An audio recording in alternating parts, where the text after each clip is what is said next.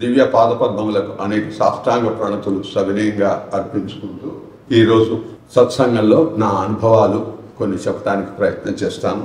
నా పేరు రాయప్రోలు మన్నార్ కృష్ణారావు, ఆర్యం కృష్ణారావు. నేను మా ఇంటి పేరు రాయప్రోలు కాబట్టి ప్రఖ్యాత కవిశేఖరుడు ఏ దేశమేగినా ఎందుకు కాలినా పొగడరా మీ తల్లి భూమి భారత్ని అని చెప్పినటువంటి ఆయన వంశంలో పుట్టినవాడిని. 62 వరకు నేను స్వామి గురించి కానీ స్వామి మాట కానీ ఎక్కడ నేను చూసింది లేదు, విన్నది లేదు. 62లో డిఫెన్స్ అకౌంట్స్లో ఈ ఊళ్ళోనే ఉద్యోగం చేస్తున్న సమయంలో డిఫెన్స్ అకౌంట్స్లో నాతో పాటు పనిచేసే అతను బలరాం మిశ్రా అనే అతను వాళ్ళ సిస్టర్ ఇంటికి నేను మారేడుపల్లిలో ఉంటే వెళ్దామని తీసుకెళ్ళాను. వాళ్ళ సిస్టర్ పక్కన ఆనంద ఉచ్చిల్ గారింట్లో భజనకు వెళ్ళింది. మేము కూడా వెళ్ళి భజన ఎంజాయ్ చేశాం. తర్వాత 2-3 భజనలు చూసాం. అక్కడక్కడ భజనలకు వెళ్ళే అవకాశం దొరికింది. తర్వాత ఒకరోజు అదే బలరాం విశ్వామిత్ర స్వామివారు రాజా ఉమాపతిరావు గారి ఇంటికి వచ్చారు. నేను వెళ్తున్నాను, మా సిస్టర్స్ని తీసుకెళ్తున్నాను, నువ్వు కూడా రమ్మనమని తీసుకెళ్ళారు. అప్పటి వరకు స్వామి అంటే ఏమిటో తెలియదు. వెళ్ళగానే అక్కడ 200 మంది ఉన్నారు. 100 మంది లేడీస్ ఇటువైపు, 100 మంది ఉన్నారు. స్వామి ఆ పక్కన రూమ్లో కూర్చొని ఉన్నారు. వెళ్తే మేము కూడా జెంట్స్ వైపు కూర్చున్నాం. పక్కన రూమ్లో స్వామి పీస్ కార్ప్స్ అనే అమెరికన్ డివోటీస్కి ఇంటర్వ్యూ ఇస్తున్నారట. ఆ ఇంటర్వ్యూ కానీ స్వామి బయటకు వచ్చే ముందు మా లెక్చరర్ గారు చతుర్వేదుల నరసింహశాస్త్రి అమరేంద్ర గారు ఆయన బయటకు వచ్చారు. ఆయన మా హిందూ కాలేజీలో లెక్చరర్ కాబట్టి వెళ్ళి ఆయనకి దండం పెడితే స్వామి నన్ను ఈ పీస్ కార్ప్స్ వాళ్ళతో మాట్లాడుతూ ట్రాన్స్లేట్ చేయడానికి పిలిచారు అని ఆయన చెప్పారు. తర్వాత స్వామి సింహాసనం వేసింది అక్కడ వచ్చి కూర్చున్నారు. కూర్చొని 1 గంట సేపు పైన భజనలు అన్నీ చేశారు. ఎన్నో పాటలు పాడారు, భజన చేయించారు. అంతా అయిన తర్వాత స్వామి లేచి నిల్చొని ఒకసారి ఏదో సంజ్ఞ చేశారు. నాకైతే ఆ సంజ్ఞ ఏమిటో అర్థం కాలేదు. స్వామి సంజ్ఞ చేయగానే స్వామి మగవాళ్ళు ఒకవైపు, ఆడవాళ్ళు ఒకవైపు ఎదురుకుండా కూర్చొని స్వామి పాద నమస్కారం ఇవ్వటానికి వాళ్ళకి అరేంజ్మెంట్ కోసం అలా కూర్చోండి అని సంజ్ఞ చేశారు. సరే, మగవాళ్ళంతా ఇటు ఆపోజిట్గా కూర్చున్నారు, ఆడవాళ్ళంతా. స్వామి నెమ్మదిగా నడుచుకుంటూ వచ్చారు. పాద నమస్కారం అంటే ఏమిటో నాకు అప్పటికి తెలియదు. అప్పుడు స్వామి పాదాలు ముట్టుకొని పక్కవాడిని చూసి నేను కూడా పాద నమస్కారం చేసుకొని స్వామికి దండం పెట్టుకున్నాను. తర్వాత అంతా అయిపోయాక స్వామి రేపు రాండి మాట్లాడుకుందాం అన్నారు. అంటే మర్నాడు ఉపన్యాసం ఉంది అని సంకేతం. ఆఫీస్ అవగానే రుచి మరిగిన వాడిని కాబట్టి నేను అక్కడికి వెళ్ళాను. వెళ్ళి స్వామి పెందరాడ వెళ్ళి కూర్చున్నాను, ముందర కూర్చోగలిగాను. స్వామి 1.5 సేపు అనర్గళంగా తెలుగులో చక్కని ఉపన్యాసం ఇచ్చారు. ఆ మధురమైన ఉపన్యాసం నేను తన్మయుణ్ణి వినే నేను ఇంకా ఈ లోకంలో లేనన్నమాట. అని నా గురించే మాట్లాడుతున్నారా అన్నటువంటి అనుభూతితో ఇంకా నేను వదలలేని అనుభూతితో వెళ్ళాను. అది ప్రథమం.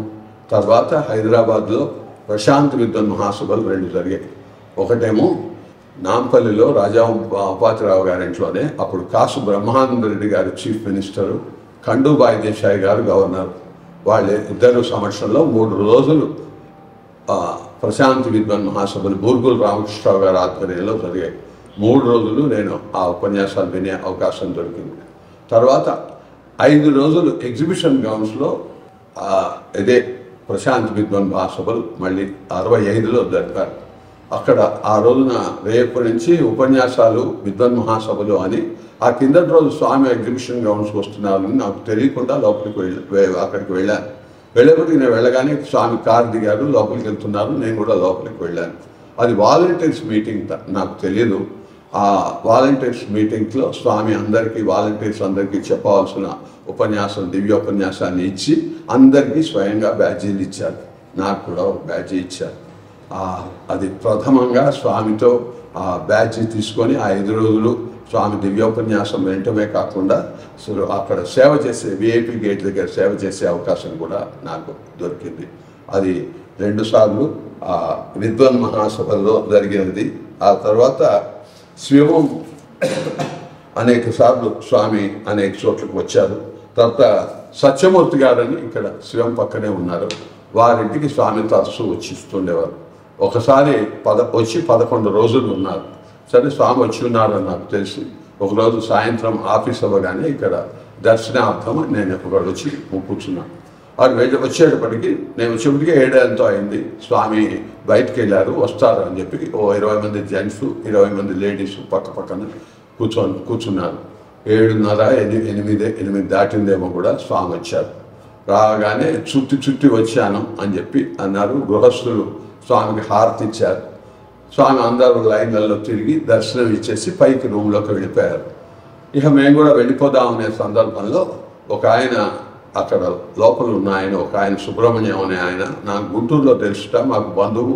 కృష్ణమూర్తి గారికి కూడా, సత్యమూర్తి గారి ఫాదర్, ఆయన కూడా బంధువుట. ఆయన వచ్చి ఇట్లా మన బంధుత్వాన్ని నేను కృష్ణమూర్తి గారికి చెప్పాను, నిన్ను కూడా ఉండి స్వామితో పాటు భోజనం చేసి వెళ్ళమన్నారు, ప్రసాదం తీసుకొని వెళ్ళమన్నారు. నాకు వాళ్ళు ఎవరో తెలియదు, మొహమాటం అయినా కూడా అవకాశం పోతుంది అనే ఉద్దేశంతో కూర్చుంటే స్వామి చక్కగా స్వామికి వేసిన సింహాసనం మీద కూర్చున్నారు. భగవంతం గారి కోడలు, సత్యమూర్తి గారి భార్య అందరూ స్వామికి వడ్డించారు. మా భోజనం స్వామి తొందరగా ముగించుకొని అన్ని లైన్లలో స్వామి తిరిగారు. అనేక విషయాలు స్వామి మాట్లాడుతుంటే వినే అవకాశం దొరికింది. అట్లా అప్పటికి అంతా అయ్యేప్పటికి 10-10:30 అయింది. అప్పుడు ఖైరతాబాద్లో ఉండేవాడిని, అప్పుడు ఇంటికి వెళ్ళాను. అట్లా అదొక అనుభవం. తర్వాత 17/3/1968 నాడు హైదరాబాద్లో స్వామి సత్యసాయి సేవాదళం ప్రారంభించారు. ఆ సత్యసాయి సేవాదళం, నాకు సేవాదళం అంటే ఏమిటో తెలీదు, కానీ అప్పుడప్పుడు స్వామి వచ్చినప్పుడు దర్శనానికి వస్తున్నాను. ఆ దోమలగూడలో బిడి ప్రసాదరావు గారి దగ్గర ఆ రోజు ఉపన్యాసానికి వెళ్ళాము. వెళ్తే స్వామి అంతటా స్వామి అనేది అనౌన్స్ చేశారు. ఫస్ట్ వరల్డ్ కాన్ఫరెన్స్ బొంబాయిలో జరిగింది. అక్కడ సేవాదళ వాలంటీర్స్ చాలా బాగా చేశారు. కాబట్టి హైదరాబాద్లో కూడా సత్యసాయి సేవాదళం నేను ప్రారంభించదలుచుకున్నాను. 18 నుంచి 35 వరకు వయసు ఉన్న వాళ్ళంతా మీరు రేపు పొద్దున్న 9 సత్యమూర్తి గారి బృందావనానికి వచ్చి అక్కడ రాండి, నేను ఉంటాను, అందరినీ సేవాదళం ప్రారంభోత్సవంలో మిమ్మల్ని పాల్గొందరు కానీ అని చెప్పారు. ఆ రోజు స్వామి 150 మంది మాత్రమే ఉన్నారు. మేము మేడ మీద మిగతా వాళ్ళని ఎవరిని పైకి అనుమతించలేదు. మా స్వామి స్వయంగా గంట సేపు ఈ సేవ గురించి ఉపన్యాసం, దివ్యోపన్యాసం ఇచ్చారు. తర్వాత అందరి మధ్య తిరుగుతూ మాకు సేవాదళం అప్లికేషన్ ఫామ్స్ కూడా స్వామి దివ్య సమక్షంలో ఇవ్వటం జరిగింది. స్వామి ముందరే మేము అవన్నీ ఫిలప్ చేసి ఇచ్చాము. ఇస్తే కొంతమంది ఆ స్వతంత్రం స్వామి ఎంత ఇచ్చారంటే, ఈ స్వామి ఇక్కడ ఏం ఫిలప్ చేయాలని కూడా స్వామిని అడిగితే స్వామి సమాధానం చెప్పేటంత స్వతంత్రం ఇచ్చారు. తర్వాత స్వామి చెప్పారు, డాక్టర్ రామకృష్ణ అని భగవంతం గారు రెండో అబ్బాయి, ఈయన మీకు లీడర్గా ఉంటారు, మీరందరూ సేవా కార్యక్రమాల్లో చక్కగా చేసుకోండి అని చివరికి వెళ్ళబోతూ స్వామికి తృప్తి అయినట్లేదు. రేపు రాండి, నేను జ్యోతి ధ్యానం గురించి చెప్తాను అని చెప్పి స్వామి చెప్పారు. సరే, మర్నాడు మళ్ళీ వెళ్ళాను. వెళ్తే స్వామి 1.5 సేపు జ్యోతి ధ్యానం గురించి చాలా విపులంగా, మనందరూ తెలుసుకుంటుంది జ్యోతి ధ్యానం గురించి. బట్ అప్పట్లో 68 నాడులోనే స్వామి దివ్య వాణి ద్వారా మేము ఆ జ్యోతి ధ్యానం గురించి వినేటువంటి మహద్భాగ్యాన్ని మేము పొందాం. అలా సేవాదళంలో చేరేటప్పటికి మాకు మంచి వచ్చింది. అప్పటికే హాస్పిటల్ సర్వీసెస్ అవి ఇవి స్వామి అప్పుడప్పుడు హైదరాబాద్ వస్తున్నప్పుడు అలా కూడా చేస్తుండేవాళ్ళు. అలా చేస్తుండగానే మేము first Anantapuram college, girls college opening అంటే న్యూ బిల్డింగ్ ఇంకా కట్టలేదు, ఇక్కడ గర్ల్స్ హై స్కూల్ దగ్గర అనంతపురంలో స్వామి కాలేజీ ఓపెన్ చేస్తుంటే స్వామి స్వయంగా వచ్చి మా లీడర్ రామకృష్ణ గారికి చెప్పారు, సేవాదళం వాళ్ళంతా చిన్న ఉద్యోగులు ఉన్నారు, వాళ్ళకి 20 రూపాయలు రాను పోను ఖర్చు కాకుండా ఒక బస్సు ఏర్పాటు చేసి వాళ్ళని తీసుకురా, భోజనాలు అవన్నీ నేను అక్కడ ఏర్పాటు చేస్తాను, వాళ్ళంతా వస్తారు అని చెప్పితే మేము 40 మంది బస్సులో, ఇంకా సమితి వాళ్ళు ఇంకో 40 మంది 2 బస్సులు వేసుకొని స్వామి దివ్య సంరక్షణలో స్వామి దగ్గరికి అనంతపురం కాలేజీ ఓపెనింగ్కి వెళ్ళాం. పొద్దున్న మేము వెళ్ళగానే కొద్ది లేట్ అయింది. 10:30-11కి స్వామి అక్కడ నించొని ఉన్నారు. ఒక చిన్న షామియానా వేస్తుంది. స్వామి అక్కడ వచ్చి మా అందరికీ పాద నమస్కారాలు ఇచ్చి, నాతో వచ్చిన రాఘవరెడ్డి గారిని పర్సనల్గా పలకరించి అలా అందరికీ ఇచ్చి, ఆ రోజు స్వామి సాయంత్రం కాలేజీ ఓపెనింగ్కి టీవీ రాఘవులు అనే ఎడ్యుకేషన్ మినిస్టర్ అప్పుడు ఆయన వచ్చారు. ఆయన ఉపన్యాసం, స్వామి ఉపన్యాసం అయింది. తర్వాత స్వామి దివ్యోపన్యాసం అయిన తర్వాత ఆ కాలేజీ గ్రౌండ్స్లోనే రౌండ్గా ఉంటుంది, లోపల స్వామికి అందరికీ పుట్టపర్తి నుంచి కూడా భక్తులంతా చాలామంది వచ్చారు. వాళ్ళందరికీ 150-200 మంది ఉన్నారు. వాళ్ళందరికీ భోజనాలు ఏర్పాటు చేశారు. ఆ భోజనాలు పడ్డంతా మా సేవాదళం వాళ్ళు అని స్వామి ఎంతో గొప్పగా చెప్పుకుంటూ ఆ సేవాదళం అందరికీ పరిచయం చేస్తూ మాకు వడ్డం చేసే అవకాశం ఇచ్చారు. స్వామి ఎడ్యుకేషన్ మినిస్టర్ గారు ఒక టేబుల్ మీద కూర్చున్నారు, మిగతా వాళ్ళంతా కూర్చున్నారు. నేను కూడా ఉల్లిపాయ పెరుగు పచ్చడి వడ్డిస్తూ అటువైపు వెళ్తుంటే స్వామి నన్ను పిలిచారు. పిలిచి ఏమిటి తీసుకొచ్చావు అన్నారు. అంటే ఇట్లా ఉల్లిపాయ పెరుగు పచ్చడి స్వామి అని అన్నాను. అంటే రాఘవులు గారు మినిస్టర్ గారిని అడిగారు, మీరు ఉల్లిపాయ తింటారా అంటే ఆయన నేను తిన్నాను అన్నారు. స్వామి అన్నారు నేను తిన్నాను, అయినా నన్ను పిలిచి వడ్డించు అన్నారు. అలా స్వామి కంచంలో నా జీవితానుభవం వడ్డించేటువంటి మహద్భాగ్యం స్వామి స్వయంగా నాకు అక్కడ ఇచ్చారు. తర్వాత 1968 దసరాకు ముందర, అప్పటికే స్వామి అనేక సార్లు అడుగుతున్నారు. 9 రోజులు దసరా ఉత్సవాలు జరుగుతుండగా 4 రోజులు మేమంతా సెలవు పెట్టుకొని 20 మంది రైల్లో పుట్టపర్తి వెళ్ళే అవకాశం దొరికింది. ఆ స్వామి మా కోసం 9 రోజులు పొద్దున్న రోజు మా రామకృష్ణ గారిని అడుగుతుండేవారు, పేరు ఎప్పుడు వస్తారు మీ సేవలను. మేము రాగానే మా అందరికీ బ్యాడ్జీలు ఇచ్చారు. ఆ బ్యాడ్జీలు తీసుకొని మమ్మల్ని అందరినీ క్యాంటీన్లో సర్వీస్ చేయమని చెప్పి స్వామి స్వయంగా పంపించారు. ఆ క్యాంటీన్లో సర్వీస్కి మేమంతా వెళ్ళాం. అప్పుడు ఇప్పుడున్న పూర్ణచంద్ర ఆడిటోరియం ఉండేది కాదు, అప్పుడు పాత షడ్డు ఉండేది. అక్కడ దివ్యోపన్యాసాలు రోజు వేద పురుష సప్తాహ జ్ఞాన యజ్ఞం అన్నీ జరుగుతుండేవి. అవన్నీ స్వామి ఉదయం రోజు రాగానే పొద్దున ఇక్కడ వేద పురుష సప్తాహ జ్ఞాన యజ్ఞం చూశాక వెనకాల క్యాంటీన్కి రోజు వచ్చేవారు. వస్తే మేమంతా బ్యాడ్జీలు పెట్టుకొని అక్కడ సర్వ్ చేయడానికి రెడీగా ఉంటే మమ్మల్ని అందరినీ పలకరించి ఆశీర్వదించారు. అలా 4 రోజులు స్వామి దివ్యోపన్యాసాలు వింటూ సేవ చేసుకునే భాగ్యాన్ని పొందుతూ, తర్వాత విభూతి అభిషేకం ఫస్ట్ టైం స్వామి విభూతి అభిషేకం మీ అందరికీ తెలుసు. ఆ విభూతి అభిషేకాన్ని చూసే భాగ్యం దొరికింది. తర్వాత పూర్ణాహుతి, స్వామి జల ప్రోక్షణ అవన్నీ అనుభవించి ఆ దసరాల్లో చాలా మంచి అనుభవం పొందాం. అలాగే తర్వాత స్వామి ఒకసారి హైదరాబాద్ వచ్చారు. వచ్చేప్పుడు ఆఫ్రికాకు వెళ్ళారు స్వామి. ఏ దేశానికి వెళ్ళలేదు స్వామి, ఒక్క ఆఫ్రికాకు మాత్రమే వెళ్ళారు. ఆ ఆఫ్రికాలో స్వామి ఉండి అక్కడి నుంచి బొంబాయి నుంచి హైదరాబాద్ వచ్చారు. హైదరాబాద్ వచ్చి మేడమేద సత్యమూర్తి గారి ఇంట్లో భక్తులు, సేవాదళ మెంబర్లు అందరూ దాదాపు 200-300 మంది కింద పైన అంతా పోలించుంటే స్వామి స్వయంగా ఆఫ్రికా పర్యటన విశేషాలన్నీ స్వామి ఉపన్యాసంలో చెప్పారు. అదంతా వినే భాగ్యం స్వామి నోటి ద్వారా మేము పొందాం. అది చక్కగా ఇప్పటికి కూడా light of love in east Africa అని కస్తూరి గారు రాశారు. ఆ పుస్తకంలో అన్నీ దొరుకుతాయి. అలా స్వామి అలాగే హైదరాబాద్లో 5 చోట్ల అనేక చోట్ల దివ్యోపన్యాసాలు ఇచ్చారు. ఒకటి విద్యానగర్ కమ్యూనిటీ హాల్ దగ్గర, విజయనగర్ కాలనీలో, తర్వాత సికింద్రాబాద్ మహబూబ్ కాలేజీలో, సైదాబాద్లో, ఇంకా శివం ప్రాంగణంలో, ఇలా 5 చోట్ల దివ్యోపన్యాసాలు ఇచ్చారు. అవన్నీ కూడా మేము పాల్గొనే అవకాశాలు దొరికాయి.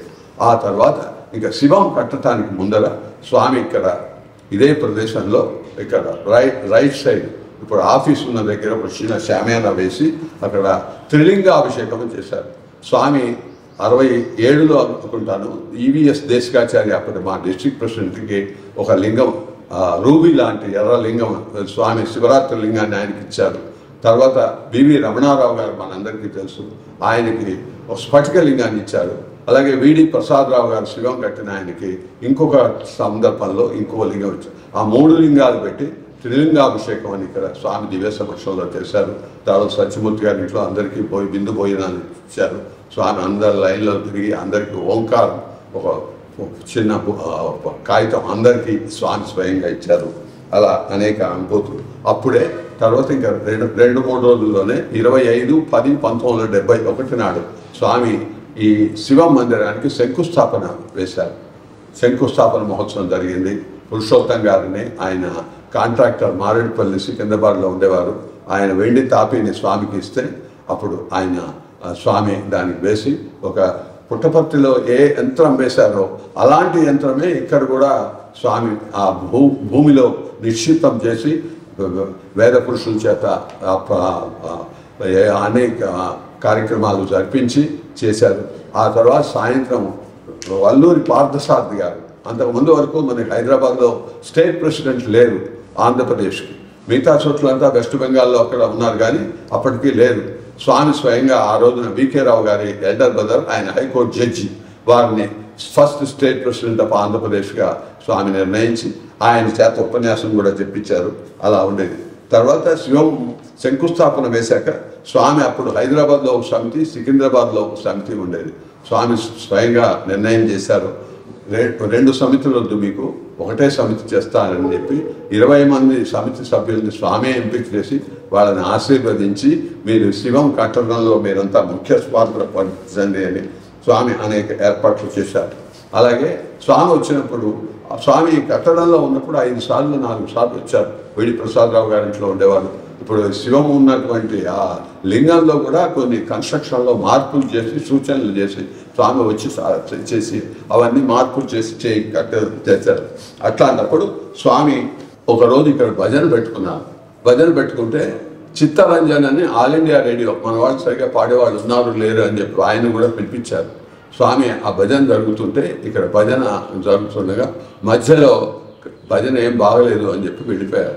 లోపల భోజనాల దగ్గరికి నేను కూడా వెళ్ళే అవకాశం దొరికింది. స్వామి అన్నారు, భజన ఏమి బాగలేదు, పిల్లలు ఏమి సరిగా పాడట్లేదు, మీరు భగవంతం గారి కోడలు వాడినారు, మీరు ఎవరన్నా పాడచ్చు కదా అంటే వాళ్ళు ఎవరో చెప్పారు, దేశకచారి గారు ఎవరో. స్వామి చిత్తరంజన్ అనే ఆల్ ఇండియా రేడియో ఆర్టిస్ట్ ఆయన్ని కూడా పిలిపించామంటే స్వామి అన్నారు చిత్తము రంజించలేదు అన్నారు స్వామి.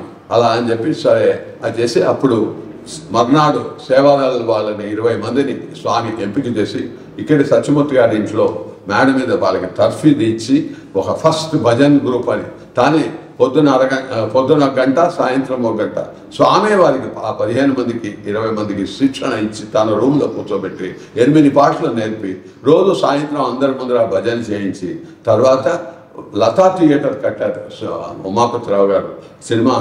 అది ఖాళీగా ఉంది, ఇంకా ఫర్నిచర్ అది వేయలేదు. అక్కడికి తీసుకెళ్ళి అందరినీ పొద్దున 6 నుంచి సాయంత్రం 6 వరకు అఖండ భజన ఏర్పాటు చేశారు.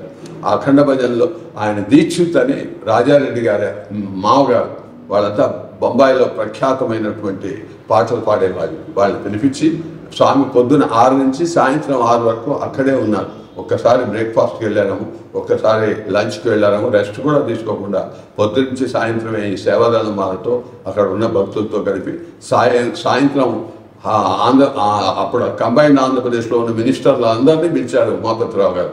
వాళ్ళందరి సమక్షంలో స్వామి క్లియర్గా చెప్పారు, నేను ఈ సినిమా హాల్ ఓపెన్ చేయడానికి ఎట్టి పరిస్థితుల్లో రాలేదు, ఈ సినిమాలంటే నాకు పట్టవు, అయినా కూడా ఈ హాల్ ఖాళీగా ఉంది కాబట్టి ఇక్కడ అఖండ భజన ఏర్పాటు చేసుకొని అఖండ భజన చేసుకున్నాం కాబట్టి స్వామి సినిమా హాల్ ఓపెన్ చేశారని మీరు ఎప్పుడూ అనకండి అని చెప్పి స్వామి ఆలోచన చేశారు.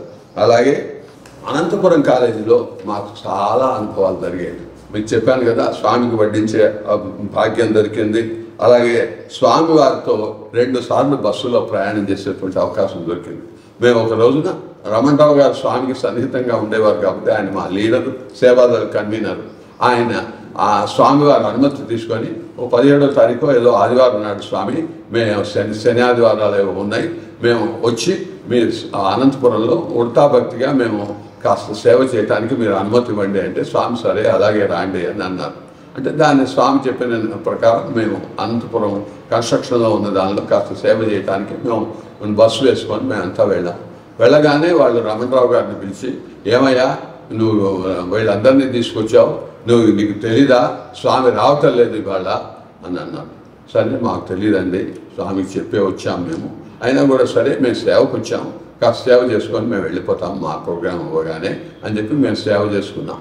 సాయంత్రం 5 అవ్వగానే వాళ్ళ ఆర్గనైజర్స్, వాళ్ళ కన్స్ట్రక్షన్ ఇన్ఛార్జెస్ వాళ్ళు ఎవరికి స్వామి వస్తారన్న ఇన్ఫర్మేషన్ లేదు. స్వామి 5ంటికి స్వామి కారు హార్న్ మోగింది. స్వామి రాగానే వాళ్ళందరూ కంగారు పడిపోయారు. స్వామి వచ్చి లోపలికి వచ్చి మా అందరిని చూసి, మీకోసమే వచ్చానురా, నా ప్రోగ్రాం అంతా యాక్చువల్గా అయిపోయింది అని చెప్పి స్వామి కారు డిక్కీలో కజ్జికాయలు అన్నీ తీసుకొని అన్నీ మా అందరికి పంచిపెట్టి భజన చేయించి స్వామి కన్స్ట్రక్షన్ అంతా చూసి తర్వాత స్వామి మా అందరి దగ్గరికి వచ్చి, నేను పుట్టపర్తి వెళ్తున్నాను, మీరు కూడా నాతో పుట్టపర్తి రాగలుగుతారా అని అడిగారు. అంటే స్వామి చెప్తే ఎందుకు రామని చెప్పి ఆ బస్సు వాడికి చెప్పి స్వామి కారు ముందర బయలుదేరింది, వెనకాల పుట్టపర్తికి మేము ఆ బస్సులో మేమంతా బయలుదేరాం. స్వామి అప్పట్లో ఇప్పటికి కూడా ఉన్నాయనుకుంటాను, అనంతపురంలో 3 రైల్వే గేట్లు ఉన్నాయి. మొదటి రైల్వే గేట్ దగ్గర కారు ఆగింది, వెనకాల మా బస్సు కూడా ఆగింది. స్వామి టర్న్ తిరిగి మా కిటికీ వైపు వచ్చి స్వామి అన్నారు, కిటికీ వైపు వచ్చి స్వామి అన్నారు, మీరంతా మూగవాళ్ళ అని. అంటే స్వామి మమ్మల్ని భజన చేయమంటున్నారు, ట్యూబ్ లైట్ అప్పుడు వెలిగి మేము భజన చేయటం మొదలుగా. తర్వాత ఇంకొక కిలోమీటర్ లోపలికి వెళ్ళగానే స్వామి కారు మళ్ళీ ఆగితే మా బస్సు కూడా ఆగింది. స్వామి కారు దిగి నేరుగా మా బస్సు దగ్గరికి వచ్చి, నేను కూడా మీతో బస్సులో వస్తున్నాను అన్నారు. వచ్చి మా దగ్గర ఎవరో ఒకటి దగ్గర కొత్త బెడ్షీట్ ఒకటి ఉంటే సీట్ మీద వేశారు. స్వామి కూర్చొని గంట సేపు అందరితో ఎంతో భజనలు పాడారు, పాడించారు, మాటలు మాట్లాడారు. సుబ్రహ్మణ్యం అని అతన్ని బుస్ బుస్ అని ఆయనతో ఏడించారు. అలా గంట సేపు స్వామితో ప్రయాణం చేసే దివ్య అనుభవం అది దొరికింది. అది దొరకగానే మళ్ళీ మేము యనమలపల్లి దగ్గరికి వెళ్ళగానే స్వామి అన్నారు, ఒరే నేను కనుక ఈ బస్సులో పుట్టపర్తికి వెళ్తే వాళ్ళంతా కంగారు పడిపోతారా, నేను దిగి దీనిలో కారులో వస్తాను, మీరంతా రండి అని చెప్పి స్వామికి ఆదేశించారు. అప్పుడు ముస్లిం డ్రైవర్ స్టార్ టూరిస్ట్ వాడు నేనే అరేంజ్ చేసే భాగ్యం నాకు దొరికింది. వాడు సమయస్ఫూర్తి దిగి స్వామి పాదాలకు నమస్కారం చేస్తే అప్పట్లో 100 రూపాయలు గ్రేట్ ఇట్లా అని స్వామి అతని చేతిలో పెడితే 100 రూపాయల నోట్ వచ్చింది, గిఫ్ట్గా ఇవ్వబడ్డది. తర్వాత వెళ్ళాం. వెళ్ళేప్పటికేమో స్వామి మేడ మీద దర్శనం అయిపోయి మేడ మీదకి వెళ్ళిపోయారు. పైన దర్శనం చేసుకొని మేమంతా వెళ్తున్నాం. మాకు కడుపు నకనకలు ఆడుతోంది. లేకుంటే ఆ 9 తర్వాత క్యాంటీన్లో లైట్లన్నీ ఆపేస్తారు. పుట్టపర్తిలో వెళ్తుంటే క్యాంటీన్ మేనేజర్ మా కోసం పరిగెత్తుకుంటూ వచ్చి మీకోసం భోజనాలు ఏర్పాటు చేశాం, స్వామి ఫోన్ చేసి చెప్పారు అని చెప్పి మా అందరికీ భోజనాలు పెట్టారు. అలా ఎన్నో రకాలైనటువంటి అనుభవాలు. అలాగే శివంలో పూలమాల సేవలని చక్కగా అందరూ ముజిజాయి మార్కెట్ నుంచి పూలమాలలు తెస్తే ఆ పూలమాలని ఒక్కొక్క అప్పట్లో స్వామి పూల దండ వేయించుకునేవారు. శివం కట్టినప్పుడు కూడా 11 రోజులు ఉన్నారు. 11 రోజులు మా ఆనంద ఉచ్చులు గారు వాళ్ళు లిస్ట్ తయారు చేసి ఒక్కొక్కరికి అవకాశం ఇచ్చేవాళ్ళు. ఆ పూలదండలు ఏంటంటే ఆ పూలదండలు ముజింజాయి మార్కెట్ నుంచి తెచ్చే సేవ నాది. మా బాలకృష్ణ గారిని భగవంత్ గారు పెద్ద అబ్బాయి పెద్ద ఆయన డాక్టర్ ఎస్ బాలకృష్ణ, ఆయన ఎన్జేఆర్ఐ డైరెక్టర్. ఆయనకు ఒకరోజు పూలదండ వేసే అవకాశం వచ్చింది. ఆ అవకాశం వస్తే నాకు పిలిచి చెప్పారు, ఏమయ్యా రోజు ఎంత పెట్టి తెస్తున్నావు పూలదండ స్వామికి పెట్టాలంటే 20 రూపాయలండి అన్నాను. రేపు కాదు 50 రూపాయలు పెట్టి పెద్ద దండ తీసుకురా అన్నారు. సరే పెద్ద దండ గజమాల అంటారే అలాంటివి తీసుకొచ్చాను. తీసుకొస్తే ఆయన స్వామి మేడ మీద సుప్రభాతం టైంలో హారతి టైంలో ఒకళ్ళు పైకి వెళ్ళి స్వామికి దండ వేసారు. ఆయన వెళ్ళగానే స్వామి అన్నారట, నీ సైజు దండ తెచ్చావులే అన్నారట. స్వామి దండ వేసుకొని అంతా ఆయనతో ఫోటో తీసుకొని మాకు కూడా చూపించారు. తర్వాత దండేసుకొని హారతి తీసుకున్నారు. అప్పట్లో సుప్రభాతం, ఓంకారం, సుప్రభాతం అన్నీ ఇక్కడ జరిగేవి. నగర సంకీర్తన ఈ చుట్టుపక్కల చేసి మళ్ళీ ఇక్కడికి వచ్చి స్వామి హారతి అయ్యే వరకు మేడ మీద ఆ షట్టర్ ఎక్కి శివం షట్టర్ ఎత్తేసి అక్కడ దివ్య దర్శనాన్ని ఇచ్చేవాడు. అలా ఎన్నో రకాలైనటువంటి అభరించారు. అప్పట్లో స్వామి అనేక BHELకి మమ్మల్ని అన్ని తీసుకెళ్లారు. స్వామి ఒకసారి BHELలో సందేశం ఇచ్చారు. తర్వాత బాలకృష్ణ గారి ఇంట్లో అనేక చోట్ల సత్యమూర్తి గారి ఇంట్లో సేవాదళం వాళ్ళతో భోజనాలు చేసి అనేకమైన ఇచ్చారు. అప్పట్లో స్వామి హైదరాబాద్ నుంచి బెంగళూరు కానీ ఢిల్లీ కానీ ఎక్కడికైనా వెళ్ళాలంటే డైరెక్ట్ ఫ్లైట్ ఉండేది కాదు. డైరెక్ట్ ఫ్లైట్ లేకపోతే స్వామి హైదరాబాద్ వచ్చి ఇక్కడ ఫ్లైట్ మారాలి, 2 గంటలు 3 గంటలు ఉండాలి. కానీ ఆ టైం శివంకి వచ్చే టైం ఉండదు. స్వామి ఆ లాంజీల్లో అక్కడ కూర్చోవటం స్వామికి ఇష్టం లేదు. అందుకని స్వామి మన సత్యమూర్తి గారు వాళ్ళతో మాట్లాడితే విమానాశ్రయం దగ్గరే ఒక ఓపెన్ ఏరియాలో షామియానాలు వేసి భక్తులు వచ్చి దర్శనం చేసుకొని కాసేపు మళ్ళీ స్వామి ఫ్లైట్ లేట్గా చేశారు. అలాంటి సంబంధాలు 2 సార్లు నాకు కూడా మంచి అవకాశం దొరికింది. స్వామితో వచ్చిన వాళ్ళకి అక్కడ ఏదో అల్పాహారము భోజనము ఏదో ఆ టైంని బట్టి అరేంజ్ చేసేవాళ్ళం. స్వామి కూడా ఒకసారి స్వామి వాళ్ళకి భజన వాళ్ళందరికీ ఇచ్చాక మా ఆఫీస్ ఆయన MS కృష్ణారావు, ఆయన కొడుకు IAS ఇప్పుడు అడిషనల్ చీఫ్ సెక్రటరీ తమిళనాడు, ఆయన వచ్చి ఆయన ఎవరో వెళ్తున్నారని చెప్పి వచ్చాడు. వచ్చేప్పటికి ఆయన నెత్తి మీద ఇలా చేయబెట్టారు స్వామి. అప్పటి నుంచి ఆయన అనర్గళంగా స్వామి ఉపన్యాసాలు అన్నీ చెప్పడం, స్వామి ఆయన చేత మాట్లాడించడం, మా స్టడీ సర్కిల్లో కొన్ని 100 ఉపన్యాసాలు ఇచ్చారు. అలా ఎంతమందికో ఎన్నో అనుభవాలు. అలా ఇంకోసారి కూడా ఢిల్లీ వెళ్తూ స్వామి వచ్చి ఆ విమానాశ్రయాల దర్శనంలో వచ్చారు. పుట్టపర్తిలో ఉయ్యాల ఒకటి ఉండేది, ఉయ్యాల ఉత్సవం అని జరిగేది. మీ అందరికీ తెలుసు. ఏ ఫంక్షన్ దసరా అయినా బర్త్డే అయినా అవగానే రాజమాత గారు వెండి ఉయ్యాల ఒకటి తయారు చేశారు. అది స్వామి రూమ్లోనే, ఇంటర్వ్యూ రూమ్లోనే ఒక పక్కన ఉండేది. స్వామి కుటుంబరావు గారు చెప్పేవారు, రమణరావు గారు చెప్పేవాళ్ళు, ఒక 10 మంది ఎంపిక చేయబడ్డ శ్రీయాల మెంబర్స్ మాత్రం స్వామి రూమ్లోకి వెళ్ళి ఆ ఉయ్యాల పూర్ణచంద్ర ఆడిటోరియంకి తీసుకెళ్ళి దానికంతా స్క్రూలు అవన్నీ ఉంటాయి. ఆ వెండి ఉయ్యాలని దాంతో క్లీన్ చేసి అది బిగించే అవకాశం మాకు ఇచ్చారు. తర్వాత ఆవిడ మిస్సెస్ రతన్లాల్ అని ఉండేది, ఆవిడ వచ్చి ఫైనల్ టచెస్ అన్ని ఇచ్చి స్వామి వచ్చే ముందు అన్ని ఏర్పాటు చేసేది. అలా అలాంటి ఉయ్యాల సేవలు కూడా మేము తర్వాత స్వామి కూర్చొని ఉయ్యాలు ఊపుతుంటే మేమంతా 20-30 మంది వెనకాల స్వామికి కనపడకుండా స్వామిని ఉయ్యాల్లో ఊపేటువంటి అవకాశం కూడా అప్పట్లో మాకు అనేక సార్లు దొరికాయి. అలాగే ఒకసారి స్వామి అప్పుడప్పుడు రాజమండ్రి వెళ్తుండేవారు. మేము సనాతన సాధనలో విన్న దానిపై స్వామి దాదాపు 20-30 సార్లు రాజమండ్రి వెళ్ళారు. ఎందుకంటే ఆ ఈస్ట్ గోదావరిలో గోదావరి తీరం స్వామికి షిరిడి నుంచి పరిచయం. వెళ్ళి అక్కడ రాజమండ్రిలో అనేక పల్లెటూరు స్వామి తిరిగేవాళ్ళు. అలాంటి రాజమండ్రికి స్వామి ఒకసారి వెళ్తుంటే మేము అప్పుడు ఇక్కడ తెలంగాణ యాజిటేషన్ జరుగుతుంది. సత్యమూర్తి గారు స్వామి పర్మిషన్ తీసుకున్నారు. నేను కూడా స్వామితో పాటు రాజమండ్రి వస్తానని చెప్పి ఆయన వెళ్తుంటే ఆయన వెళ్ళిపోయారు. అప్పుడు యాజిటేషన్ అని కారు తీసుకెళ్ళలేదు. ఆయన కారు తీసుకోకుండా ఆయన రైల్లో రాజమండ్రి వెళ్ళిపోయారు. మేము ఆ రోజు సాయంత్రం నేను రాఘవరెడ్డి గారికి మా సేవాదళ కన్వీనర్గా ఉండేవారు. మేము ఇద్దరం శివన్కి ఇక్కడ ఏదో పని ఉండి ఇక్కడికి వచ్చి సత్యమూర్తి గారి ఫాదర్ని కలవటానికి ఊరికే పైకి వెళ్ళాం. నమస్కారం చేయగానే ఆయన అన్నాడు, ఇప్పుడు కారు ఖాళీగా వెళ్తుంది రాజమండ్రి, స్వామి అక్కడ ఉన్నారు, మీరు ఎవరన్నా వెళ్ళదలుచుకుంటే వెళ్ళండి. ఎందుకంటే ఆయన సత్యమూర్తి గారు వెళ్ళగానే స్వామి అన్నట్ట సోమవారి కారు తీసుకురాలేదా అని అడిగారట. అంటే ఆయన వెంటనే ఫోన్ చేసి కారు పంపించండి అని చెప్తే డ్రైవర్ ఎల్లయ్య స్వామికి బాగా తెలిసిన వాడే తీసుకురమ్మన్నాడు. ఆయన అంటే మా అవకాశం ఎందుకు పోగొట్టుకోవాలని మేము ఇద్దరం తయారు రమణరావు గారి ఇంటికి వెళ్ళాం. రమణరావు గారు కూడా బయలుదేరాం. ముగ్గురం కలిసి మేము రాజమండ్రి వెళ్ళాం. వెళ్ళగానే సత్యమూర్తి గారు మమ్మల్ని స్వామి దగ్గరికి తీసుకెళ్లారు. మేడ మీద స్వామితో పాటు టిఫిన్ చేయగానే రాండి అన్నారు. మేము కారులో స్వామి ఆయన విఎస్ఆర్కే ప్రసాద్ అని దండమూడి రామారావు గారు మేనల్లుడు, స్వామి రామారావు గారు వాళ్ళ ముగ్గురు ఒక కారులో, వారి వెనకాల మేము ఈ కారులో ఉదయం దాదాపు ఒక 10 ఊర్లు స్వామి ఈస్ట్ గోదావరి డిస్ట్రిక్ట్లో తిరిగారు. మధ్యాహ్నం పెద్దాపురం అనేటువంటి ఊర్లో అక్కడ భోజనాలు ఏర్పాటు చేశారు. మళ్ళీ సాయంత్రం కొన్ని ఊర్లు తిరిగారు. మళ్ళీ ఒక టీ అరేంజ్ చేశారు. ప్రతి చోట స్వామి భజనో ఉపన్యాసమో ఏదో ఒకటి చేయటం. అలా 20-30 విలేజెస్ ఒక్క రోజులో నేను చూసే అవకాశం దొరికింది. ఆ రోజు సాయంత్రం 10:30 అయ్యేటికి స్వామి రాజమండ్రి చేరిపోయారు. మరి నాకు ఎక్కువ రోజులు ఉండే అవకాశం లేదు. ఆ రోజు బయలుదేరి నేను వెళ్ళిపోయాను. స్వామి 9 రోజులు ఉన్నారు ఆ రాజమండ్రిలో. అదే సమయంలో స్వామి సోమనాథ జ్యోతిర్లింగం గోదావరి తీరాలకి వచ్చిన వాళ్ళందరినీ తీసుకెళ్ళి గోదావరి తీరాలలో కూర్చోబెట్టి ఏరా మీకు విశేషం చూపిస్తాను ఇవాళ అని చెప్పి, ఇదిగో నేను సోమనాథ జ్యోతిర్లింగాన్ని తీసుకొస్తున్నాను అని చెప్పి ఇట్లా అనగానే ఒక పెద్ద జ్యోతిర్లింగం లోపల లైట్ వెలుగుతుంది. అది పుస్తకాల్లో కూడా వచ్చింది.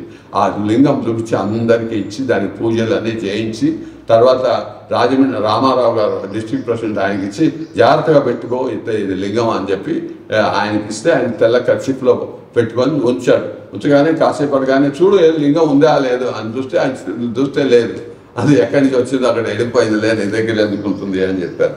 అలాగే రాజమండ్రిలో ఆల్ ఇండియా కాన్ఫరెన్స్ ఒకే ఒక చోట ఆల్ ఇండియా కాన్ఫరెన్స్ జరిపించారు. ఎక్కువగా పుట్టపర్తిలోనే, బొంబాయిలోను, మెడ్రాస్లోనే జరిగే కాన్ఫరెన్స్లు ఎక్కడ వేరే చోట్ల జరగలేదు. అక్కడ రాజమండ్రి స్వామి స్వయంగా రామారావు గారిని ప్రయోగింపజేసి ఆయన ద్వారా అక్కడ చేశారు. ఎన్నో చక్కని ఏర్పాటు. అక్కడ కూడా డాక్టర్ బాలకృష్ణ గారితో మేము వెళ్ళి 3 రోజులు ఆ రాజమండ్రి కాన్ఫరెన్స్లో ఆ కాటన్ హౌస్ దగ్గర R&B గెస్ట్ హౌస్లో ఉండి ఎంతో ఆనందించేటువంటి అవకాశాలు స్వామి ఇచ్చారు. అలాగే స్వామి నా వ్యక్తిగత విషయాలు కూడా కొన్ని చెప్పడానికి ప్రయత్నం చేస్తాను. నేను ఒకసారి మా మదర్ని తీసుకొని గుంటూరు గుంటూరు వాడిని, మా తమ్ముడు కూడా గుంటూరులో ఉండేవాడు. అక్కడ నేను ఉద్యోగరీత్యా గుంటూరు వెళ్ళి అప్పటికే నేను 5-6 సార్లు పుట్టుపర్తి వెళ్ళటం జరిగింది 2-3 ఏళ్ళగా. మా అమ్మ వాళ్ళకి ఎవరికి తెలియదు. ఒకసారి మా ఇంట్లో భజన పెట్టుకున్నారు గుంటూరులో. విజయ్ కుమార్ని ఇక్కడ వెళ్ళినాను, అతను మాకు కూడా తెలిసిన వాడు. గుంటూరులో భజనలు అవి జరుగుతుండేవి. మా శని ఆదివారాలు సెలవులు వచ్చాయి. మా అమ్మతో అన్నాను, నేను అమ్మ నేను పుట్టుపర్తి వెళ్తున్నాను, నువ్వు కూడా వస్తావా అని అడిగాను. అడిగితే ఆవిడ అన్నని అదే తప్పకుండా వస్తానని. ఆవిడ ఎప్పుడో రేపల్లలో స్వామి ఏదో చిన్న పిల్లవాడు ఎవరో బాబా గారితో వచ్చాడని విన్నది, కానీ బాబా గారి గురించి ఆవిడకి తెలియదు. సరే అప్పుడు డైరెక్ట్ బస్ దొరకలేదు. బుక్కపట్నం ధర్మవరం వెళ్ళి ధర్మవరం నుంచి బుక్కపట్నానికి వెళ్ళాం. 11:30 ఎండ, మంచి ఎండ. ఆవిడ ఎర్రటి శరీరం. ఆ బుక్కపట్నం చెరువుల మించి నడిచి 3 కిలోమీటర్లు ఎంతో ఉంది. నడిచి వెళ్ళేటప్పటికి ఆవిడ కాళ్ళు బొబ్బలెక్కిపోయినాయి, ఒళ్ళంతా ఎర్రటి శరీరం. మొత్తానికి చాలా కష్టపడి పుట్టపర్తి చేరాము. అక్కడ రాఘవరెడ్డి గారు అప్పుడు కన్స్ట్రక్షన్ యాక్టివిటీస్లో రమణరావు గారి ఫాదర్ వాళ్ళంతా సేవలు చేస్తుండేవారు. ఆయనకు రూమ్ ఉంది, అక్కడ మమ్మల్ని ఉంచుకున్నారు. పాపం వాళ్ళ పిల్లలు మమ్మల్ని చేసి ఈ అవ్వకి ఇంటర్వ్యూ ఇవ్వాలి స్వామి అని చెప్పి వాళ్ళు ప్రార్థించుస్తుండేవారు. అట్లాంటి సమయంలో మేము అప్పుడు కన్స్ట్రక్షన్ యాక్టివిటీస్ జరుగుతున్నాయి. గోపురాలు కట్టారు, పూర్ణచంద్ర ఆడిటోరియం కూడా కడుతున్నారు. సరే నాకు కూడా ప్రత్యేకంగా సేవ చేసే అవకాశం ఇచ్చారు. మా మదర్ కూడా కాస్త సేవ చేసింది. ఇంకా నేను రేపు బయలుదేరి వెళ్ళిపోవాలి. స్వామి మాకు రోజు దర్శనం అవుతుంది. కానీ పొద్దున్న రమణరావు గారు దిగారు హైదరాబాద్ నుంచి. రమణరావు గారు నాకు బాగా తెలుసు. నాకు ఆయన ఎందుకు వచ్చారో తెలీదు, నేనున్నట్టు ఆయనకి తెలీదు. రమణరావు గారు నా దగ్గర, ఆయన దగ్గరికి కుటుంబరావు గారు వచ్చి, ఆయన పొద్దబొట్టమ్మ గారి స్నేహితురాలకి కంటి ఆపరేషన్ జరగాల్సి ఉంది హైదరాబాద్లో. ఆవిడకి కంటి ఆపరేషన్ ఏర్పాట్లు చేయడానికి రమణరావు గారు ఏర్పాట్లు చేసి ఆవిడని తీసుకెళ్ళటానికి ఆయన వచ్చారట. సరే కుటుంబరావు గారు వచ్చి ఆయనతో అన్నారు, మీరు ముందర కూర్చోండి, స్వామి మిమ్మల్ని పిలుస్తారు అన్నారు. రమణరావు గారికి నేను సన్నిహితుడిని, సేవాదళం వాడిని కదా అని చెప్పి నన్ను కూడా ఆయన రమ్మనమన్నారు. అంటే ఆయన ఏంటంటే ఆయన పద్ధతి ఆయనే చెప్పేవాడు. ఒకవేళ స్వామి రమ్మనమన్నా నాతో ఇంకోటి తీసుకెళ్తాను, ఒకవేళ తింటే నన్నే కదా తింటారు, అవకాశం ఉంటే వాడికి కూడా అదృష్టం దొరుకుతుంది, స్వామి ఒకవేళ ఏమన్నా అన్నా అని చెప్పి ఆ పద్ధతిలో తీసుకెళ్లారు. కానీ నాకు మా అమ్మ వచ్చిందని చెప్పే ధైర్యం నాకు లేదు. రమణరావు గారు అక్కడ నిశ్శబ్దంగా ఉంటుంది, స్వామి ఆల్రెడీ లైన్లలో వెళ్ళారు. స్వామి మా అమ్మ లైన్లో ఉంది, నాకేమో కళ్ళనీళ్ళు కారుతున్నాయి. స్వామికి మా అమ్మ వచ్చిందని చెప్పే అవకాశం ఉంటుందో లేదో, నన్ను లోపల రమ్మమంటారో లేదో అనే ఆ వరండాలో కూర్చొని ఏడుస్తున్నాను. ఇంతలోపలే స్వామి మా అమ్మ వైపు వెళ్ళారు. చూడకుండా చూసి మళ్ళీ వెనక్కి వచ్చి వెనక నుంచి అమ్మా నువ్వు రా అన్నారు. ఆ విషయం నాకు తెలియదు. ఆవిడ ఎంపిక చేశారు, లేడీస్ సైడ్ ఆవిడ పిలిచారు. పిలిస్తే ఆవిడ వచ్చింది. కానీ ఆవిడ వచ్చినట్టు నేను గమనించలేదు. తర్వాత స్వామి వచ్చి ముందర మగవాళ్ళని మమ్మల్ని లోపలికి ఆడవాళ్ళని లోపలికి పంపిస్తూ మేము వెనకాల నిల్చున్నాం. అప్పుడు స్వామికి దండం పెట్టి మా అమ్మని కూడా లోపలికి పంపిస్తుంటే, స్వామి మా అమ్మ స్వామి అంటే, మీ అమ్మని నాకు తెలీదా, నువ్వు చెప్పాలా అని అన్నారు. సరే గంట సేపు ఆ ఆపరేషన్ గురించి అన్నీ ఇంకా ఆధ్యాత్మిక విషయాలు స్వామి మాట్లాడి చివరికి ఆమె అందరం పాద నమస్కారాలు ఇచ్చి విభూతి ఇస్తుంటే అందరితో పాటు మా అమ్మకు కూడా పాద నమస్కారం చేస్తాం. ఆవిడ భక్తి కదా వచ్చి ఎక్కువసేపు ఆవిడ స్వామి పాదాల మీదే దండం పెట్టుకుంటూ ఉంది. ఇంతలోపల నాకు స్వామి కన్నా రమణరావు గారు అంటే భయం. ఆయన ఎక్కడ గోపడతారో మా అమ్మని నన్ను అని నేను తొందరగా అన్నట్టుగా అంటున్నాను నేను. అంటే స్వామికి టైం అయిపోతుందని. స్వామి నా వంక చూసి నువ్వంటే 10 సార్లు వస్తావు, ఆవిడ ఎప్పుడు వస్తుంది చేసుకొని తృప్తిగా నువ్వెందుకు అడ్డుపడతావు అని చెప్పి నన్ను కోపడ్డారు. ఆయన నీ వీడి పెళ్ళెప్పుడు చేస్తావన్న వ్యక్తిగత విషయాలు కూడా మాట్లాడి స్వామి ఎంతో అనుగ్రహంతో మంచి మా కుటుంబంలో స్వామి చేత ఎంపిక చేయబడి పుట్టపర్తిలో నువ్వు రా అని ఇంటర్వ్యూ ఇప్పించుకోగలిగిన ధన్యజీవి మా అమ్మ మాత్రమే. మేము ఎన్నిసార్లు వెళ్ళాము, 20 సార్లు స్వామి రమణరావు గారి ద్వారా ఇంటర్వ్యూలు అవన్నీ దొరికాయి. అనంతపురం కాలేజీలో ఇంటర్వ్యూలు ఇచ్చారు. కానీ ఇది మాకు అద్భుతమైనటువంటి అవకాశం. అలా స్వామి అలాగే ఒకసారి ఒక పండగ ముందర అనుకుంటాము, నేను ఇక కారులో బయలుదేరి వెళ్ళాం. ప్రఫుల్లాల్ పటేల్ గారిని స్వామి వెనకాల తిరుగుతుంటారు. అప్పుడు రమణరావు గారు, ఖయాల్ దాస్ గారు, తర్వాత ఇంకెవరు ఇద్దరు, నేను 5గురం, స్వామి 6గురం స్వామి కారులో పుట్టపర్తి దర్శనానికి వెళ్ళాం. పొద్దున వెళ్ళగానే స్వామి లైన్లో అడిగారు, ఏరా ఎంతమంది వచ్చారు అన్నారు. స్వామి 6గురం వచ్చారు. వెంటనే అన్నారు, హరిషద్ గారు 6 వచ్చాయా అని అన్నారు. అని సాయంత్రం మిమ్మల్ని పిలుస్తారే అన్నారు. సరే సాయంత్రం మమ్మల్ని ఇంటర్వ్యూకి పిలిచారు. రమణరావు గారు అంతా ఉన్నారు. 1 గంట సేపు స్వామి మాట్లాడారు. మాట్లాడగానే 5:30, 6కి భజన స్టార్ట్ అవుతుంది కదా. ఈ టాపిక్లో స్వామి సత్యనారాయణ గారిని, స్వామి క్లాస్మేట్స్ ఆయన కూడా పిలిచారు. ఆయన స్వామితో చాలా సన్నిహితులు కదా, ఏవో రాజకీయాలు కూడా కాస్త సంభాషణలో వచ్చాయి. స్వామి ఎందుకు కాస్త అది అంత ఇష్టపడినట్టు లేదు. వెంటనే భజన మొదలైంది లేండి అన్నారు. ఒక్కసారి సడన్గా అందరినీ లేపేసి స్వామి భజనకి వెళ్ళి ఒక కాసేపు అక్కడ నిల్చొని వెనకాల ప్రశాంతి మందిరంలో వెనకాల ఇంకో గేటు ఉంటుంది. ఇటువైపు ఎంట్రన్స్ గేటు, అటువైపు ఇంకో గేటు ఉంటుంది. స్వామి మేము 6గురం వెనకాల కూర్చున్నాం. నెమ్మదిగా అటువైపు వచ్చి నేరుగా మా దగ్గరికి వచ్చి ఒక సాంగం చేశారు. మీరు లేండి నాతో రండి. ఇటు భజన జరుగుతూనే ఉంది. అప్పుడు ఈ కులంతహాలు అవి ఏమి లేవు, చెట్లు ఉండేవి అక్కడ. నేరుగా దూరంగా ఒక చెట్టు దగ్గరికి తీసుకెళ్ళేటప్పటికీ అక్కడ ఒక చిన్న అప్పుడు అంతా ఇసుక రాళ్ళే ఉండేవి కదా, చిన్న రాయి స్వామి కాలికి తగిలి స్వామికి అది తట్టుకున్నట్టు అయింది. అది తట్టుకోగానే నేను అక్కడ పక్కన ఉన్న నేను అమ్మా అన్న అందుకని స్వామి నన్ను చూసి స్పందించి అందరితో మాట్లాడుతూ నా దగ్గరికి వచ్చి, ఒరే నీ పెళ్ళాం పేరు చెప్పరా అన్నారు. నా పెళ్ళాం పేరు నా పెళ్లి కాలేనప్పటికీ పెళ్ళాం పేరు ఎలా చెప్పను? 5 సార్లు 6 సార్లు 5 నిమిషాలు ఆయన నన్ను ఒకటే మాట, పెళ్ళాం పేరు చెప్పు అంటే స్వామి నేనేం మాట్లాడలేదు. ఎందుకంటే ఏం మాట్లాడితే ఏం తప్పు, ఆయనతో మొదట ఆయన అడగటం ఈ ప్రశ్న గారు నన్ను అని చెప్పి ఆయన అడిగితే చెప్పలేదు. చివరికి ఆయనే truth is the father, wisdom is the wife, yogis are your friends అని చెప్పి ఆయన విశ్లేషణ ఇచ్చి ఆయన అలా మాకు ప్రత్యేకంగా అంటే అక్కడ తొందరగా పంపించేశానన్న అసంతృప్తి లేకుండా మమ్మల్ని మళ్ళీ పిలిచి ఆయనకి ఇచ్చారు. అలా truth is my father, love is my mother, wisdom is wife, shanti is the daughter, yogis are your friends అని చెప్పారు. అలాగే స్వామి అనుగ్రహ ఆశీస్సులతో 12 మే నాడు ప్రతిసారి బొంబాయి వెళ్తారు స్వామి. 12 మే అక్కడ బొంబాయిలో సత్యదీప్ అనే మందిరం ఉంది. అక్కడ స్వామి ధర్మక్షేత్ర అనే బిల్డింగ్ ఓపెన్ చేశారు. ఫస్ట్ వరల్డ్ కాన్ఫరెన్స్ కూడా అక్కడ జరిగింది. ఒకసారి నేను పూనా వెళ్ళి షిరిడి బొంబాయి చూడాలని చెప్పి సరిగ్గా 12 మేకి ఉండేట్టుగా నేను బొంబాయి వెళ్ళాను. స్వామి అక్కడికి ఆల్రెడీ వచ్చి ఉన్నారు. నేను కూడా వెళ్ళే అవకాశం దొరికింది. రమణరావు గారు కూతురు అల్లుడు అక్కడ ఆ ఊళ్ళో ఉన్నారు. సరే వాళ్ళ ఇంటికి వెళ్తే వాళ్ళ కారులో నన్ను ధర్మక్షేత్రకి తీసుకెళ్లారు. బాగా ముందర కూర్చోబెట్టి దర్శనం అయింది. తర్వాత మధ్యాహ్నం బొంబాయి అదే ఫస్ట్ టైం వెళ్తాం కాబట్టి స్వామి పొద్దున్న దర్శనం అయ్యాక బొంబాయి ఆయన ట్యాక్సీ అరేంజ్ చేశారు. చూసి మళ్ళీ సాయంత్రం స్వామి దివ్యోపన్యాసాన్ని విని నేను మళ్ళీ వచ్చే అవకాశం దొరికింది. ఉపన్యాసం తిని మళ్ళీ మా పూనా వెళ్ళిపోయాం. అలాగే మెడ్రాస్లో సుందరం ఉంది, మీ అందరికీ తెలుసు. సంక్రాంతి నాడు అక్కడ చేస్తారు. ప్రతి సంక్రాంతి నాడు శివము ఎలా ఉగాది నాడును 4th ఏప్రిల్ నాడు చేస్తారు, అలాగే సంక్రాంతి నాడు అక్కడ ప్రతి ఏడు 5-6 ఏళ్ళు వెళ్ళారు స్వామి చాలాసార్లు. అందుకని ఒక సంక్రాంతి నాడు నేను ఉద్యోగరీత్యా మెడ్రాస్ వెళ్ళేటువంటి అవకాశం దొరికింది. సరే నా ప్రోగ్రాం నేనే వేసుకునే అదేంటుంది కాబట్టి స్వామి అక్కడ ఎప్పుడు ఉంటారో అట్లా ప్రోగ్రాం వేసుకొని వెళ్ళాను. వెళ్తే స్వామి చక్కగా సుందరంలో ముందర కూర్చునే అవకాశం దొరికింది. స్వామి దర్శనానికి వచ్చి అప్పుడు మా చెల్లెలు పెళ్ళి, ఆ పెళ్ళి శుభలేఖ తీసుకెళ్తుంటే నా దగ్గరికి వచ్చి ఆ పక్కవాడితో వీడి చెల్లెలు పెళ్ళి అని చెప్పి నాకు ఆ శుభలేఖ తీసుకొని ఆశీర్వదించారు. అలాగే ఢిల్లీ కూడా ఒకసారి స్వామి అనేక సార్లు ఢిల్లీ వెళ్ళారు.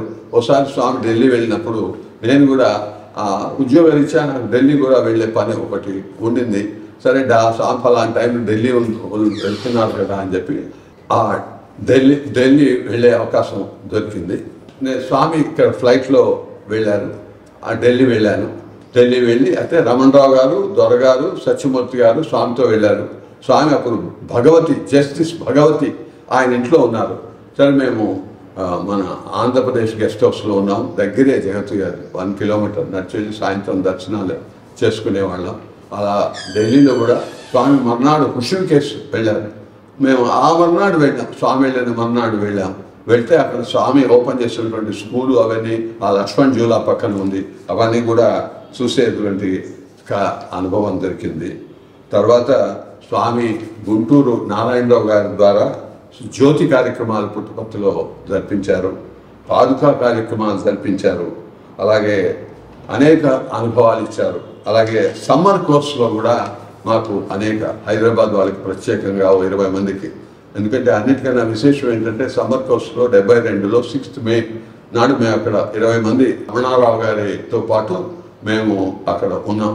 ఉంటే ఆ కిందటి రోజు స్వామివారి మదర్ని పుట్టపర్తి తను బయలుదేరే ముందు రమణమని ఊళ్ళో కబుర్ చేశారు స్వామి. నేను రేపు వస్తానే తర్వాత స్వామిని ఎడమను అంటే లేదు నాతోనే రమణమని స్వామి తీసుకెళ్లారు. అది స్వామివారి ఇల్లులాగా ఉండేది. కింద స్వామి వాళ్ళ కుటుంబ సభ్యులంతా ఉండేవాళ్ళు, పైన స్వామి ఉండేవాళ్ళు. స్వామి ఆవిడ ఒకరోజు సాయంత్రం 2-3 రోజులు ముందరే ఆవిడ స్వామివారి తల్లి అక్కడ కింద మనవలతో ఆడుకుంటుంది. నాకు పరిచయం లేదు, విఎస్ఆర్ ప్రసాద్ వాళ్ళు పలకరించేవాడు. ఆ కిందటి రోజున చూసాం. మర్నాడు పొద్దున మాకు ఏం తెలీదు, స్వామి ఇటువైపు మెట్ల నుంచి దిగి వచ్చారు. తడి ఆరలేదు స్వామి, స్నానం చేసి తడి ఆరకుండా చుట్టంతా నీళ్లు కారుతూ దిగారు. దిగ్గానే కాసేపు అవగానే కామావధాని గారి మంత్రాలు వినపడ్డాయి. ఎవరో చెప్పారు, స్వామివారి మదర్ దేహత్యాగం చేసింది అని చెప్పారు. అందుకని అది అవగానే స్వామివారి మా జన్మకి సార్థకం ఏంటంటే, స్వామివారి మదర్ ఎప్పుడైతే అక్కడ దేహత్యాగం చేసిందో ఆ రోజు అక్కడ ఉండేటువంటి అవకాశం దొరికింది.